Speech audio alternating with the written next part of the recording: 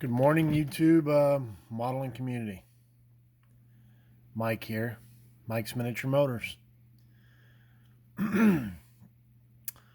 For today's Throwback Thursday, we have the AMT Pro Street Nova, as you can see before you. This car has been around for a long time. I mean, everything I've shown you has. I'm trying to show them the best I can in a chronological order. Um, you know, this this is the first kit that I ever airbrushed. I had gotten one of those. I believe it was Testers that made it. It was a blue plastic. Came in a blue box. Uh, Fed from the jar. You know, not a gravity feed. It's what my Iwatas are. I really prefer the gravity feed, but just got, I forget, how much it was, but it was a very cheap, inexpensive airbrush. Came with a can of what was called Propel. So if you didn't have a compressor, you could run it. But I was trying to go for a bubble gum pink, and in the jar, it looked a little closer to bubble gum than this.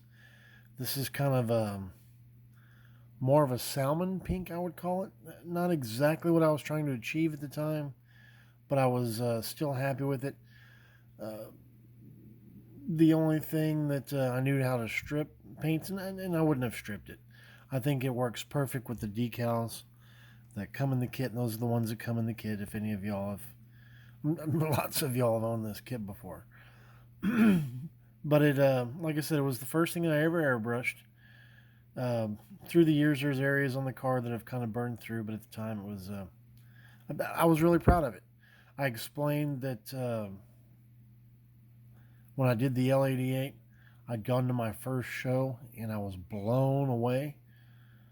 Um, and I bought a couple wires and a braided hose. Well, by the time I'd gotten around to this, I'd bought in quite a few more wires and some more braided hose and some photo etch pieces, and started, kind of wanting to go to the next level. So this was my second attempt at trying to wire stuff. I'm going to go ahead and start taking it apart. On the air cleaners, I had drilled a pin. I don't think the camera will zoom in on it, but drilled pins into the velocity stacks there, so I could put the air cleaners on there without them moving around, falling off. This car's been around for a while, guys, so it's kind of wonky. I'm gonna pick it up, but over the years I've lost a spindle, so one of those is scratch built, and neither one of them really sit in the frame very well anymore, so the wheels are gonna fall off. Just kind of giving you a heads up on that. But we'll zoom in on the motor. MSC used to make heater hoses that had writing on them. I don't think anybody else does that anymore, but I really thought that was a really, really cool feature. If you can see that on the camera, I ran fuel lines, ignition wires. Let me try to turn it this way.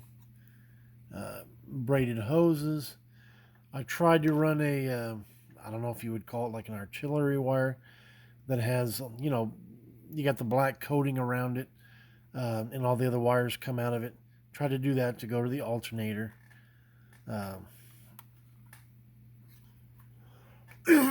me see if camera will focus. But I actually, see if I can hold my hand steady. I actually put throttle linkage on this. And there is a return spring. If you look close enough, maybe you can zoom in on it if you're watching it on your phone.